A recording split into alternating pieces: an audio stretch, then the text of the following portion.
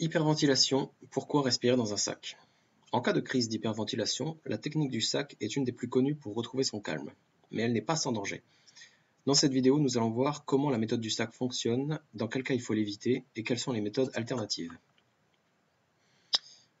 Alors, avant d'expliquer les avantages de respirer dans un sac, voici un petit rappel des effets de l'hyperventilation sur le corps. Quand on hyperventile, on respire plus d'air que le corps ne peut en supporter. Le sang va se charger en oxygène et se débarrasser du gaz carbonique jusqu'à atteindre des taux inhabituels. Ce qui a pour conséquence de mettre la pagaille dans tout le corps, palpitations, vertiges, anxiété, etc. Et il faut donc inverser la tendance. Alors vous l'aurez deviné, quand on respire dans un sac, on respire l'air qui est de plus en plus pauvre en oxygène et riche en gaz carbonique.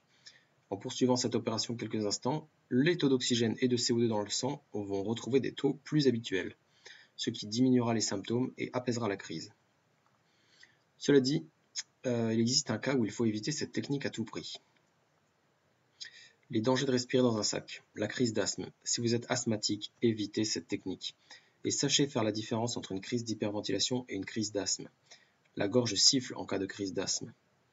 Respirer dans un sac va aggraver les problèmes et vous risquez de vous étouffer.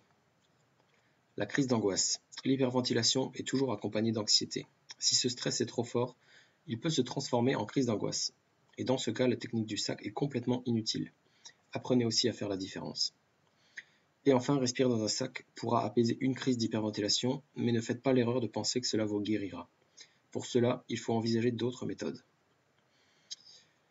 L'hyperventilation ne se guérit pas par un médicament miracle. Guérir nécessite de changer ses habitudes à moyen et long terme. Tout d'abord en réapprenant à respirer correctement.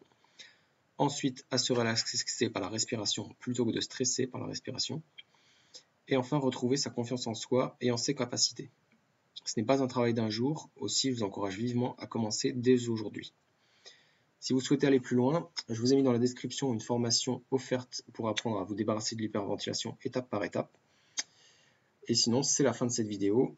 J'espère qu'elle vous aura aidé. Si c'est le cas, dites-le avec un j'aime. Et si vous avez des questions, n'hésitez pas à les mettre en commentaire. Je vous dis à bientôt pour d'autres vidéos et d'ici là, prenez soin de vous.